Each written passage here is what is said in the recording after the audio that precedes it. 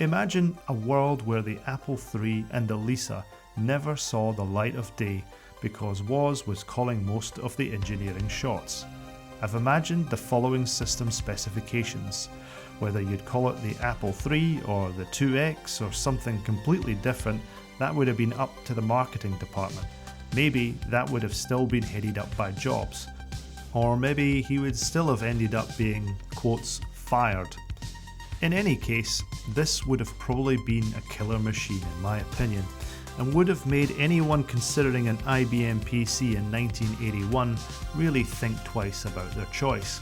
It would have been a serious business computer for the workplace, but a great home computer too, supporting gaming, balancing the home budget and hobbyist activities, all in one computer. Aesthetically, it would have had a rugged design, perhaps not looking that dissimilar to how the Apple III looked, but certainly it would have looked something of that particular time period. After all, the serious machines of that time had a separate keyboard, system unit and monitor. Its date of release would have been crucial. It would need to have been around early to mid 1981, later than the November 1980 release of the Apple III, but giving plenty of time for the hardware to have been tested and the stock to be available, as you're just about to find out. The CPU, specifically, would have been the Motorola 68000, or the 68K as it's commonly known. It was available crucially from 1979 and clocked at 8 MHz. This was a true 16 or maybe even 32-bit processor, significantly more powerful than the 4.77 MHz Intel 8088 found in the IBM PC released in 1981. Programming and memory management for the 68K was arguably significantly easier than the complex 8086-88 CPUs as well. The 68K was also the choice for the Macintosh, the Amiga, and the Atari ST. The main limiting factor with the 68K was the price. No doubt Apple though would have been able to negotiate a good deal, and famously Steve Jobs negotiated the 68K down from $150 per unit to just $15 for the Macintosh in 1983, but it would still likely cost more than the 8088 of the IBM PC. A second CPU. Yes, you read that right, the system would likely have a dirt cheap, by its time, 6502A in there to offer complete backwards compatibility. The 6502A ran at 2 MHz, so is able to turbo the Apple II software if desirable. Steve Wozniak was a pioneer of 20th century integrated circuit design. He knew the best ways to get circuits to work in the most efficient ways. Back in the 70s, he had to do it all by hand, but these days we have people like today's sponsor, PCB Way, as your one-stop shop to help out with any electronics project. Heck, they even help out with CNC machining and 3D printing too. PCB Way can help with prototyping, and they can even assemble full PCBs for you. They even have a great community of makers on their shared projects website. So, if you want PCBs from just $5, then the way to go is PCB Way. Check them out today at PCBWay.com. Al's Geek Lab thanks PCB Way for their sponsorship. Now, let's get back to finding out about Steve Wozniak's PCBs. In terms of memory, it would ship as standard with 128K, which was huge for 1980, and don't forget that the original IBM PC launched with either 16 to 64K of RAM. The system would have been expandable up to a massive 16 megabytes, since that's what the 68K CPU supported, a massive leap for the time, considering that the PC could use approximately 640K in MS-DOS with a maximum addressable memory of 1 megabyte on the 8088 CPU. In terms of video and graphics, obviously it needed to run games, so the first video graphics processor that it would have would probably have been a custom chip that Woz would have created, and that would offload video rendering from the main CPU, just like the Commodore VIC-2 from the C64, or even better, the Denise from the Amiga. The video modes, the system that could support a range of modes, including low fidelity modes for Apple II compatibility, the classic mode being a 40-column text with standard low-res and high-res Apple II graphics. The professional mode would then have 80-column text built in, but no expansion card needed. And then finally a super high-res mode. A feasible performance graphics mode for the time could include something along the lines of 640 by 400 monochrome or 320 by 200 with 16 simultaneous colours, selectable from a palette of around 256. Maybe if this solution was too pricey, then it would have to be dialed back a bit, not sure. In terms of audio, like the IBM PC, the Apple II and the Apple III had pretty crappy sound capabilities. A simple speaker click was all that it had. This conceptual Woz machine could use a 3-voice sound generator, perhaps using something like the General Instrument AY3-8910. It would be capable of music synthesis and sound effects for gaming. The AY3, released in 1978, was found in many 1980s home computers such as the ZX Spectrum, the Amstrad CPC, Atari ST, MSX, as well as popular game consoles like the Intellivision, the Vectrex, and not to mention other arcade machines and pinball machines. In terms of expansion slots and ports, I'd reckon the machine would provide 8 slots, just like the Apple II, which would be fully compatible with the existing Apple II cards, but with added bandwidth for new 16-bit cards, much like the way the IBM AT supported 8-bit ISA slots of the PC and the XT. Now, connectivity-wise, the machine would have a built-in game port with a DE9 connector, an RGB video out, composite video out, and a dedicated external drive and expansion port, which would also support hard drives and floppy drives on a bus-like system which harks to the 1979 Atari SIO or Serial I/O system, which was way ahead of its time in my opinion. This interface could be used for networking these machines together on a simple AppleTalk-like network system. By the mid to late 1980s, Ethernet technology would take over, but in 1980 or 81 that was not so. Fortunately, the expansion slots would allow for the addition of network cards when the time came.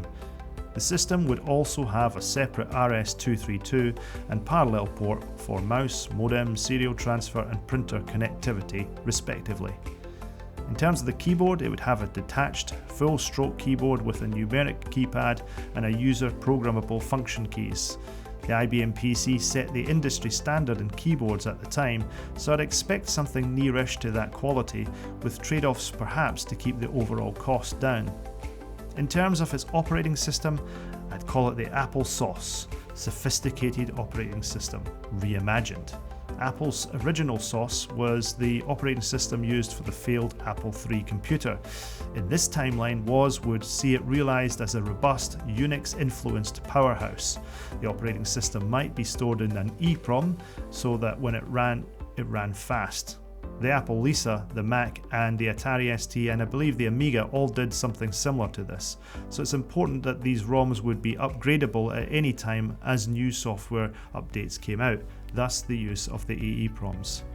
In terms of the operating system's kernel, because the first truly open Unix didn't come around until about 1991 with, surprisingly, Linux, and also 386 BSD 1992, Woz and his Apple software team would have had to have taken cues from Unix System 6 or Xenix and made SOS work in a similar way.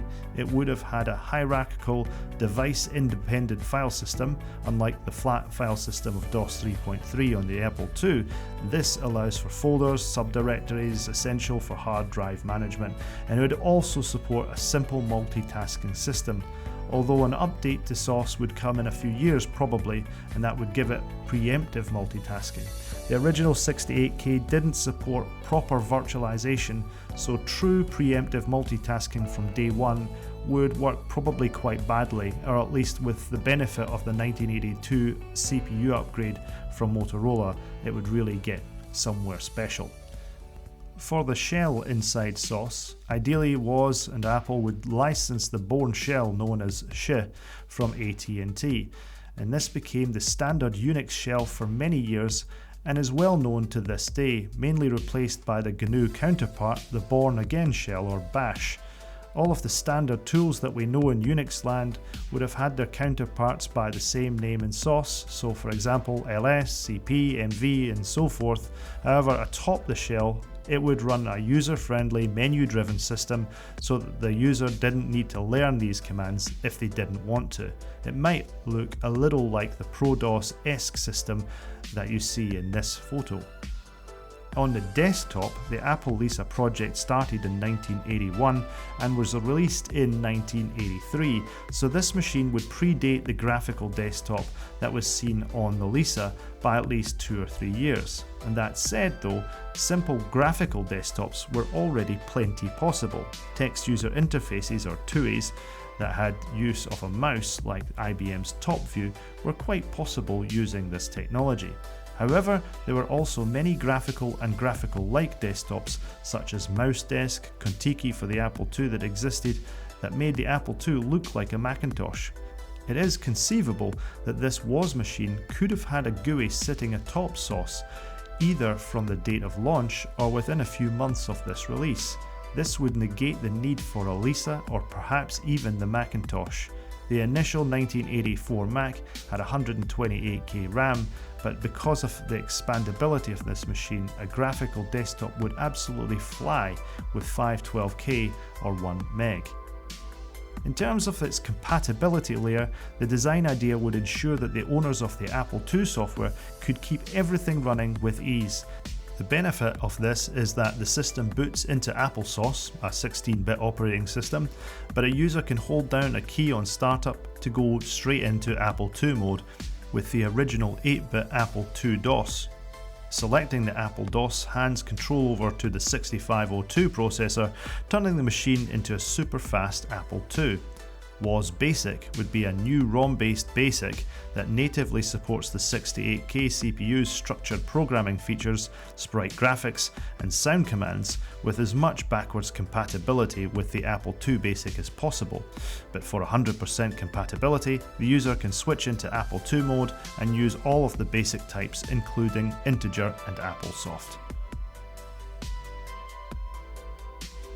In 1981, there are 3 reasons why I think that if the above machine had ever been conceived, it would have won hands down against the IBM PC.